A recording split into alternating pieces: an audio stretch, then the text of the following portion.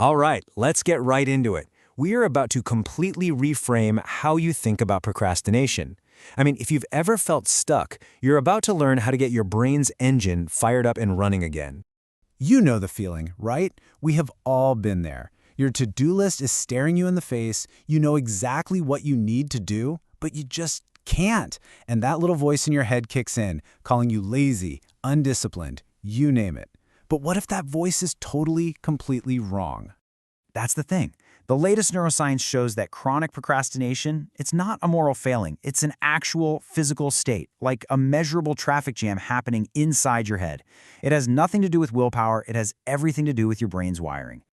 And look, here's the proof. A Harvard neuroscience team scanned the brains of people who chronically procrastinate and found something wild. Their prefrontal cortex, that's the part of your brain in charge of planning and focus, was a shocking 31% less active than in the average person.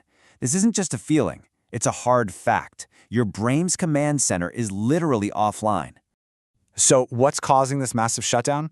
Well, it pretty much all comes down to this internal power struggle, like a civil war between two really important parts of your brain.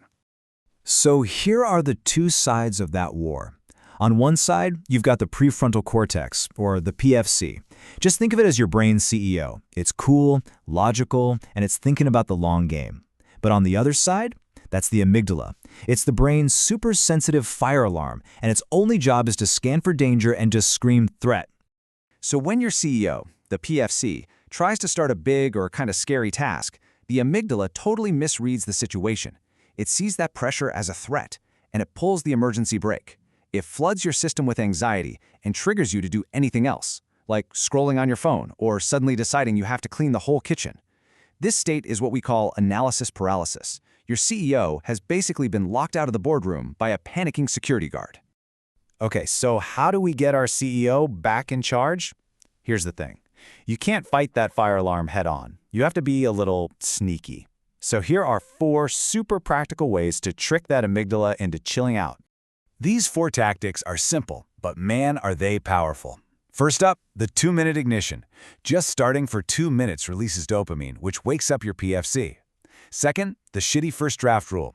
Seriously, perfectionism is like candy for your amygdala, so give yourself permission to do a bad job at first. It lowers the stakes and bypasses the fear. Third, the environment hack. Your willpower is limited, so don't waste it trying to ignore distractions. And finally, self-forgiveness. Guilt over yesterday's failures just steals energy from today. Let it go. And if you're a little skeptical about that whole environment hack, get this. A University of Chicago study found that people's ability to focus for a long time shot up by a massive 62% just by moving their phone into another room. Out of sight, out of mind, and your brain's CEO can finally get back to work. Now, those first aid tricks are amazing for getting unstuck right now. But if we want to prevent those brain traffic jams in the future, we need to actually strengthen the PFC itself. It's kind of like taking your brain to the gym. You know, the famous brain coach Jim Quick, who's worked with people like Elon Musk, absolutely nailed it with this one. To build a stronger brain, you can't just sit back and consume information. You have to be an active participant. You got to get off the bench and get in the game. And Quick gives us this awesome framework he calls the 6 R's. It's not enough to just read something. You have to reflect on it, record your thoughts, and then, and this is the big one, relate it by teaching it to someone else. They say teaching is the fastest way to learn something twice. Then you retrieve it by quizzing yourself and review it over time. Every single step is like a rep at the gym for your PFC.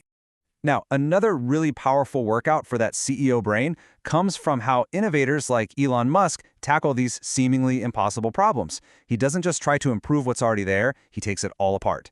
It's called first principles thinking. So when everyone else said batteries are just expensive, Musk didn't try to make them 10% cheaper. He asked, what are batteries actually made of? And he found out they're just common metals like nickel and carbon. So he just bought the raw materials and built them himself, slashing costs by over 80%. This kind of deep analytical thinking is an intense workout for your PFC, and it's similar to other mental models like the 6 thinking hats, which force you to look at a problem from all angles, creatively, objectively, and cautiously to forge new, stronger mental pathways. And of course, you can't have a good workout without the right fuel. Just like a high-performance engine, your brain needs high-quality energy to do its best work. Foods packed with omega-3s, antioxidants, and healthy fats are scientifically proven to help all those neural pathways fire faster and more efficiently.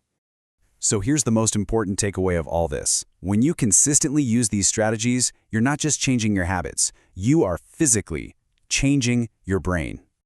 This incredible power is called neuroplasticity. It's the science that proves your brain isn't some fixed piece of hardware. It's more like software that you can actually update. Every single time you choose a new action over an old habit, you're weakening those old pathways and building brand new, stronger ones. You are literally rewiring your own mind. And you know what? This change can happen way faster than you might think. Research shows that you can start to see observable changes in your brain's wiring in as little as 21 days of consistent practice. That's it, just 3 weeks to start building a new brain. So, want to get started tomorrow morning? Here is a dead simple 3-minute routine. First, identify your one priority for the day. Second, break it down into the smallest possible first step, like open the document. And third, declare your non-perfectionist goal out loud.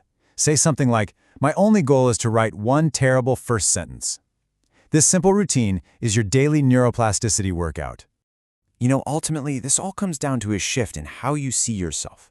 You're not just a passenger getting dragged along by your brain's old habits and fears. With these tools, you can actually step into the cockpit. You are the pilot. So, we'll leave you with this question. Procrastination isn't who you are. It's just a pattern your brain has learned. And any pattern can be unlearned and completely rewired. You have the power to become the pilot of your own mind. So what's the first 2-minute action you're going to take to get in that cockpit?